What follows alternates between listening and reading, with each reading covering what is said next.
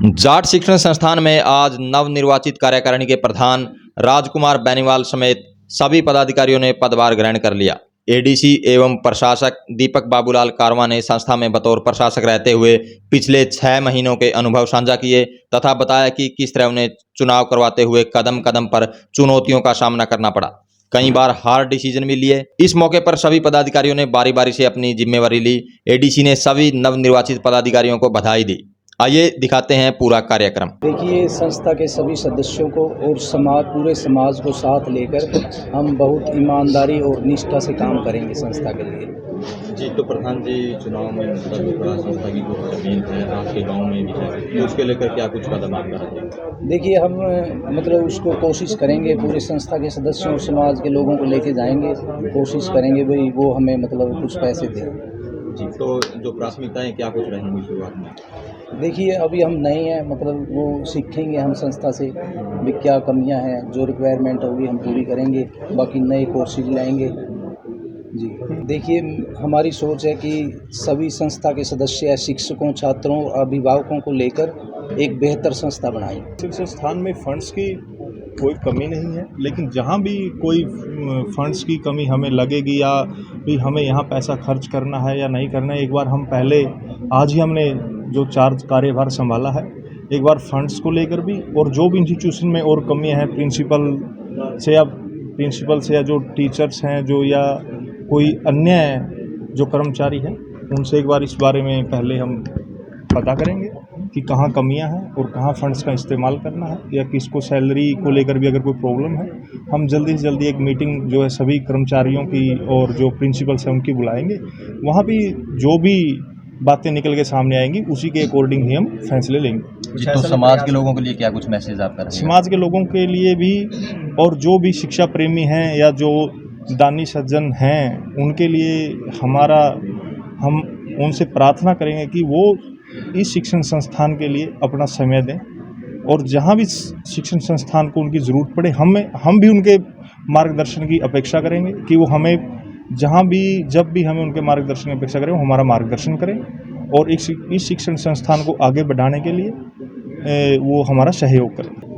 काफ़ी सीखने मिला मुझे और ये पूरे कार्य प्रणाली में, पूरे प्रोसेस में मेरे लिए भी काफ़ी चुनौतीपूर्ण था, जिसमें पहले तो वो जो हमारे सदस्य की लिस्ट थी उसको सुधार करना हो, नॉमिनेशन भरवाना हो, कैसे समाज को इकट्ठा करके ताकि चुनाव को हम अंतिम रूप में देख सकें और लिटिगेशन में ये पूरा प्रोसेस ना फंसे।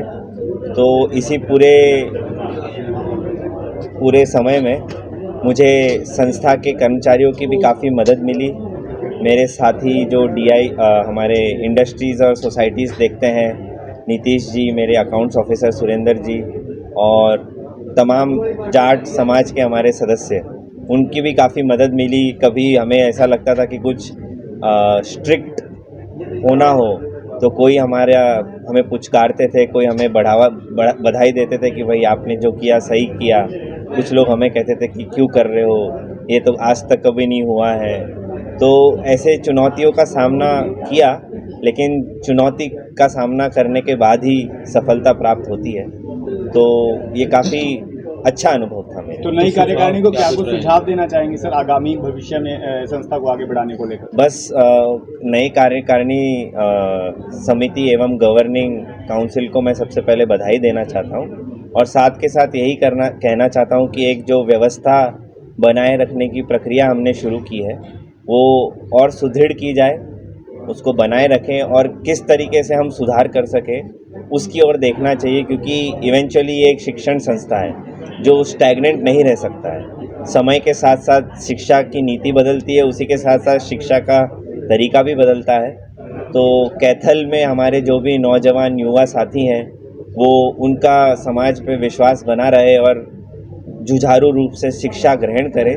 इसीलिए ये संस्था को बनाए रखने के लिए एकदम ही हमारे लिए बहुत ज़रूरी है, ताकि कैथल में हमारा जो समाज है वो सुदृढ़ रूप से चलता रहे। आपने बताया कि जैसे नीतीश जी का भी संबोधन सुना आपने भी, जब स्टेप बाय स्टेप करा, काफ़ी चैलेंजिंग फेस हुए आपको। नीतीश जी बता रहे थे कि कहीं ना कहीं इम्पॉसिबल से लगा, कहीं आपको भी लगा भी आपने स्टेप तो बढ़ा लिया, कहीं आपको भी लगा भी हाँ विकल्प ले लिया, क्योंकि डॉक्यूमेंट तो लगातार लटका ही थे। आपकी बात बहुत ही सच है, क्योंकि ये मेरा पहला ही अनुभव है कि कैसे ये संस्था को चलाया जाए। मैं हमेशा दूसरी साइड था कि संस्था का लाभ ही लिया है, कभी संस्था चलाने का कभी सौभाग्य प्राप्त नहीं हुआ और कभी वो अनुभव भी नहीं मिला। तो ये पूरी प्रक्रिया काफ़ी मेरे लिए नई भी थी, लॉज नए थे, लोग नए थे, किस पे विश्वास किया जाए, किस पे नहीं किया जाए, ये सब चुनौती तो हर कदम पे थी। लेकिन वही है, सफलता तभी प्राप्त होती है जब चुनौती को आप प्रबल तरीके से सामना करें। तो वो हमने मेहनत कर कर के इधर उधर से स्टाफ से मदद ली, कभी कभी जाट हमारे संस्था के जो समाज के सदस्य हैं उनसे भी मदद ली, ताकि हम हर पड़ाव पार कर सकें। लेकिन हाँ, हमने ऐसा नहीं कि एक ही झटके में सब कुछ कर लिया, स्टेप बाय स्टेप हमने सुधार लाने की कोशिश की ताकि हम अंजाम दे सके जो जिम्मेदारी हमें सौंपी है।